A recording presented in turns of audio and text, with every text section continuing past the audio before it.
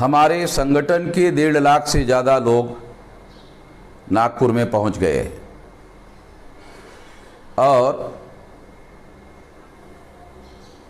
वो लोग अलग अलग जगह पर, सारे नागपुर में अलग अलग जगह पर रुके हुए हैं, अलग अलग स्थानों पर रुके हुए हैं और बेजनबाग ग्राउंड पर उनको इकट्ठा होने के लिए कहा गया था। ये जानकारी पहले से कार्यकर्ताओं को दी गई थी। अब मैं उस संदर्भ में कुछ खास बातें आप लोगों को कहना चाहता हूं। आप लोगों को ये जानकारी भी मिल गई होगी कि नागपुर हाईकोर्ट के द्वारा हमारे मोर्चा का जो कार्यक्रम है, उस कार्यक्रम की और कार्यक्रम करने की अनुमति को हाईकोर्ट ने देने से मना कर दिया और ये न्यायपालिका के द्वारा न्यायपालिका को धमकी देकर ऐसा करवाया गया। उसकी सारी गवाही वकीलों के पास है और वकीलों ने इस सारी जानकारी को संगठन को देने का प्रयास किया है। संगठन के पास इसकी जानकारी है। इस बात को ध्यान में रखते हुए हम मामला सुप्रीम कोर्ट में लेकर गए हैं और आज सवेरे उसकी सुनवाई होने की संभावना है। ऐसे स्थिति में सुप्रीम कोर्ट का ऑर्डर आने के बाद हम लोग आंदोलन की रूपरेखा सुप्रीम कोर्ट के आदेश के तहत घोषित करेंगे।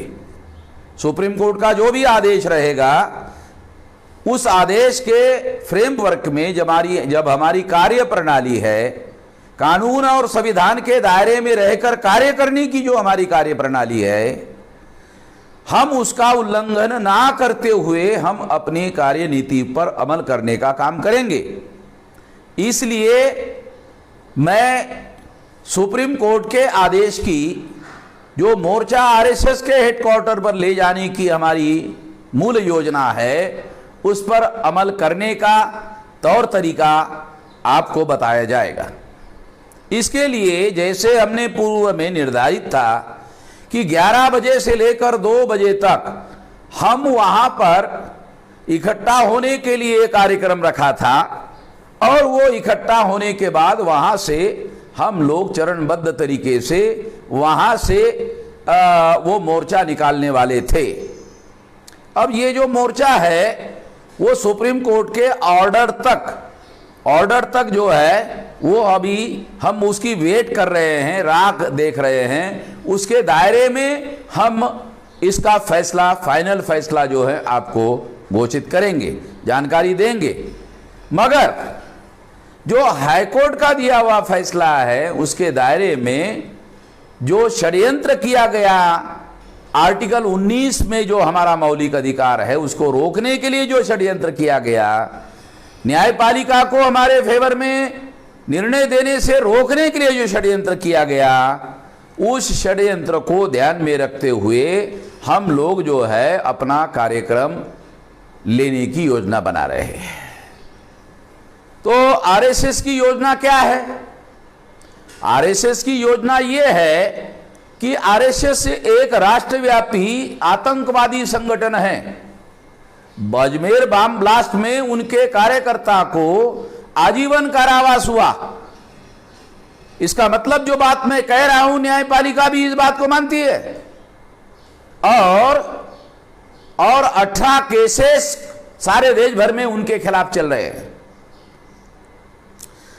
और एक केस आरएसएस पर ऐसी भी चल रही है जो देशद्रोह का मुकदमा एफआईआर दाखिल किया गया है।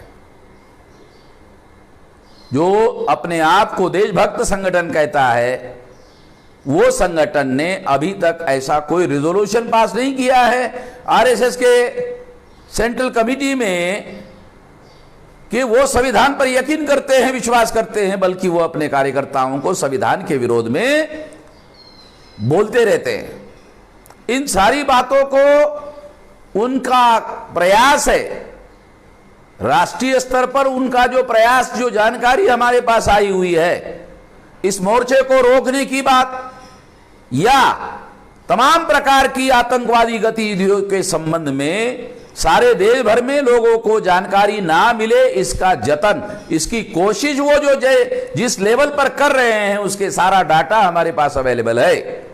उन बातों को ध्यान में रखते हुए हम लोगों ने ये सोचा कि इसके पीछे ये संगठन आतंकवादी है, ये संगठन संविधान विरोधी है, और हिंदू मुसलमान के जिस थ्योरी पर भारत का 14 अगस्त 1947 को विभाजन हुआ, वो दोबारा देश में ऐसे हालात उन्होंने पैदा कर दिए हैं, देश विभाजन के हालात उन्होंने पैदा कर दिए हैं। इसके विरोध में हमारा आंदोलन जारी रहेगा। अब वो नागपुर की हमारी महारैली को आरएसएस के हेडक्वार्टर पर जाने के लिए रोकने की वो कोशिश कर रहे हैं, पुलिस का सहारा लेकर, कोर्ट का सहारा लेकर, धमकी का सहारा लेकर वो ऐसा प्रयास करते हुए दिखाई दे रहे हैं। तो वो संगठन आतंकवादी है, संविधान विरोधी है और देश को तोड़ने के साजिश में शामिल है, ये जानकारी लोगों तक पहुंचना नहीं चाहिए, ये जानकारी लोगों तक नहीं पहुंचनी चाहिए, ऐसी उनकी रणनीति है। इस रणनीति को ध्यान में रखते हुए हम हमारा आंदोलन पुनर्परिभाषित करते हैं। हमारा आंदोलन हम लोग दोबारा दूसरे तरीके से, वो एक जगह हमारा मोर्चा लेकर जाने के लिए रोक लगा रहे हैं, तो हम 674 जिलों में, 31 राज्यों में, 674 जिलों में और 4000 से ज्यादा तहसीलों में, 22,000 से ज्यादा ब्लॉक में और 1.5 लाख से ज्यादा गांवों में हमारा आंदोलन 4 चरणों में घोषित करते हैं। पहला चरण 14 अक्टूबर को धरना प्रदर्शन का होगा सारे देश भर के जिलों में, इतने सारे जिलों में। उसके बाद में 22 अक्टूबर को श्रृंखलाबद्ध उपवास का कार्यक्रम होगा। इसके विरोध में श्रृंखलाबद्ध, सारे देश भर में श्रृंखलाबद्ध उपवास का कार्यक्रम होगा। तीसरा कार्यक्रम है 29 अक्टूबर को। 29 अक्टूबर को यह कार्यक्रम होगा प्रदर्शन रैलियों का सारे देश भर में। और 6 नवंबर को हमारा आंदोलन होगा, सारे देश भर में होगा, आरएसएस के विरोध में होगा, जेल भरो आंदोलन। और इस जेल भरो आंदोलन में हम लोग 1 महीने में 11 लाख लोगों को जेल में लेकर जाने का रजिस्ट्रेशन अभियान शुरू करेंगे। यह अभियान आज से शुरू हो जाएगा।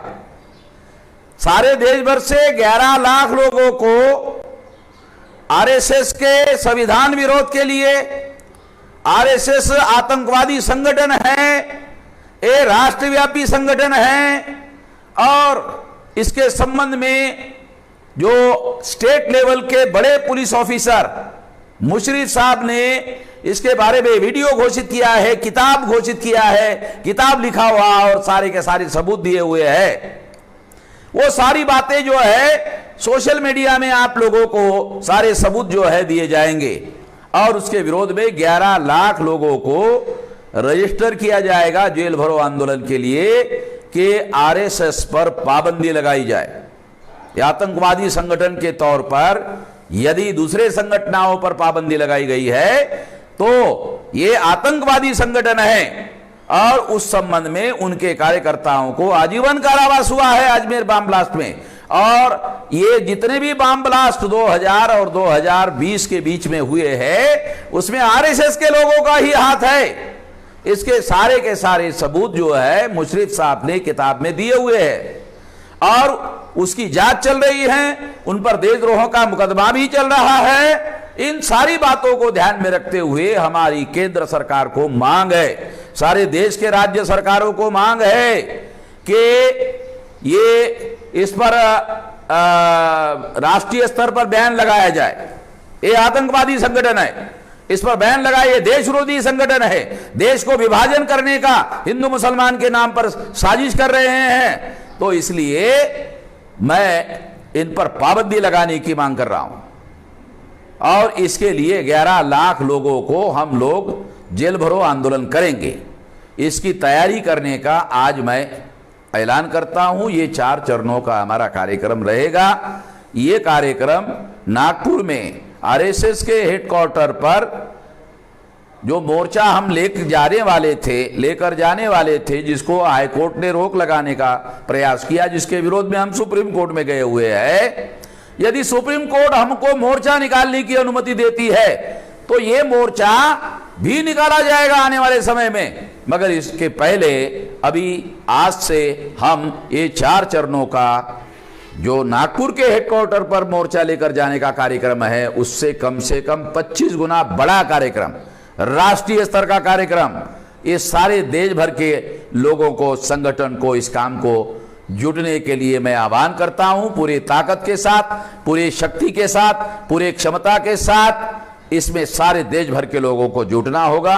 ये हमारे भविष्य के लिए, हमारे देश को बचाने के लिए, संविधान को बचाने के लिए ये सबसे ज़्यादा जरूरी है। ये काम करना होगा और देशवासियों को भी मैं सारे देश के शेड्यूल कास्ट के लोगों को, मोस्ट बैकवर्ड शेड्यूल कास्ट के लोगों को, एक्सट्रीम बैकवर्ड शेड्यूल कास्ट के लोगों को, शेड्यूल ट्राइब के लोगों को, नॉमिनेट ट्राइब के लोगों को और एमबीसी के लोगों को, ओबीसी के लोगों को और माइनॉरिटी के लोगों को, तमाम लोगों को इस आंदोलन में सारे देश भर में शरीक होने के लिए कह रहे हैं।